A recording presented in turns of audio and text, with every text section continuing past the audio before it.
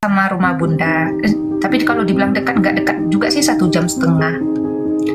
Kalau masnya ngelihat mereka yang debat di dalam Komal kayak gitu tuh, terus menjatuhkan dua maksudnya dua suku, misalnya suku Jawa, suku Minang kayak gitu tuh, gimana cara ngatasinnya coba? Itu nggak bisa diatasi Kak, soalnya kan itu udah apa ya, orang itu kalau udah nggak seneng pasti ada aja ya, di masalah itu ada aja. Itu kalau mengatasi tetap nggak bisa, itu nanti kembali ke kepribadian mereka sendiri-sendiri. Kesadaran mereka itu dibutuhkan, nggak bakal bisa itu nanti diatasi. Pasti nanti mereka, misalnya mereka damai, mereka nggak bahas itu, nanti ada lagi orang yang bahas seperti itu. Jadi menurutku nggak bisa diatasi itu. Jatuhnya nanti harusnya kembali ke kesadaran mereka sendiri-sendiri. Padahal aku juga nggak tahu keuntungan mereka apa ya, menjatuhkan satu sama lain kan harusnya nggak ada kan.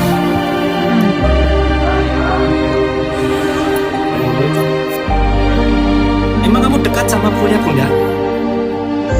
Enggak sih, beda daerah. Kalau bunda itu di Padang Pariaman, Kalau kamu di Batu Sangkar. berapa jam ke Pariaman?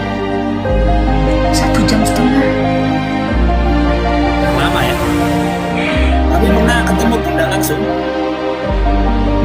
Belum ada ketemu sama bunda sih mas, karena kan bunda sibuk juga kan. Tapi kalau orang Minang, pendapatnya tentang Mas Iyun ya, kita ngobrol di luar TikTok aja, saya di luar ini pembahasan di TikTok. Itu mereka gimana tanggapannya sama Mas Iyun?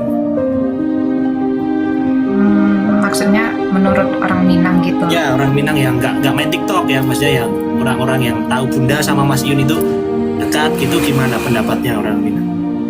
Positif atau negatif? Banyak positif atau negatif?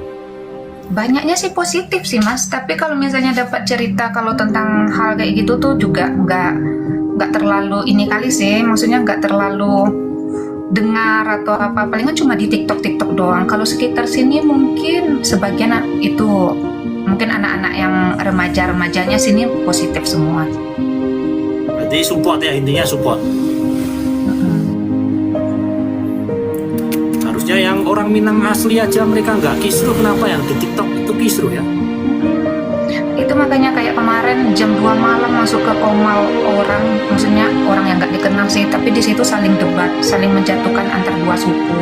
Itu kayak maksudnya miris banget. Ini suku Jawa gini, suku Minang gini, maksudnya itu